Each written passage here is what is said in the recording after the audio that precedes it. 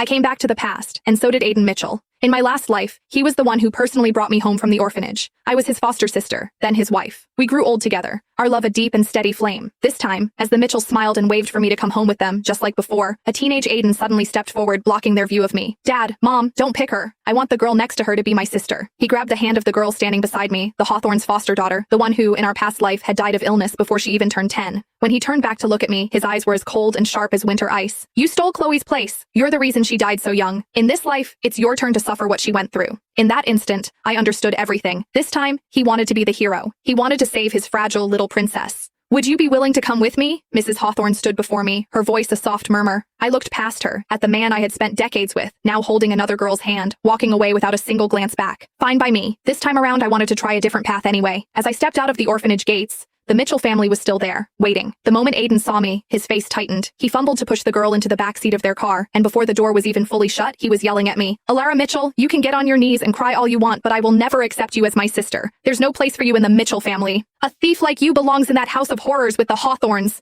He punctuated his words with a harsh shove that sent me stumbling. The car door slammed shut with a deafening bang. I lost my footing, swaying for a moment before catching my balance. But by then, their cars had already roared off into the distance. The exhaust fumes churned up a cloud of grit and dust that swirled into my face, stinging my eyes until I couldn't keep them open. Just then, a sleek, jet-black Maybach glided to a silent stop in front of me. The tinted window lowered, revealing Mrs. Hawthorne's face, a mask of sculpted ice. You want to go to the Mitchells? I shook my head, my voice barely a whisper. The Hawthornes are just fine. She paused, her gaze flicking over me. What's your name? Alara, I said softly. Not anymore, she stated, her words clipped and final. You are Alara Hawthorne. She didn't need to say more. I understood. I quickly opened the car door, slid inside, and said with perfect composure, Yes, mother. A flicker of something, surprise perhaps, crossed Mrs. Hawthorne's brow, but she said nothing, simply leaning back against the leather seat and closing her eyes. I took the cue and remained silent. The car purred through a lavish, gated community before stopping at the Hawthorne estate. I followed her inside, watching as she set down her purse. She glanced up the grand staircase, speaking as if to the air, or perhaps introducing someone I couldn't see. Charlotte, this is your new sister, Alara Hawthorne. I froze, my gaze instinctively shooting upward. Leaning against the railing of the second-floor gallery was a boy. He was even more handsome than Aiden, his features so clean and defined they seemed almost unreal, yet imbued with a chilling remoteness. I had no idea how long he'd been standing there, watching in complete silence. My stomach dropped. So this was Charlotte Hawthorne? He was nothing like I remembered. In my past life, he'd been sent abroad shortly after I was taken in by the Mitchells. I didn't see him again for many years. By then, he was the head of the Hawthorne Empire, his face a roadmap of scars, his presence terrifying. He was ruthless in business and frightening in appearance. Behind his back, the elite circles called him the Hawthorne Reaper.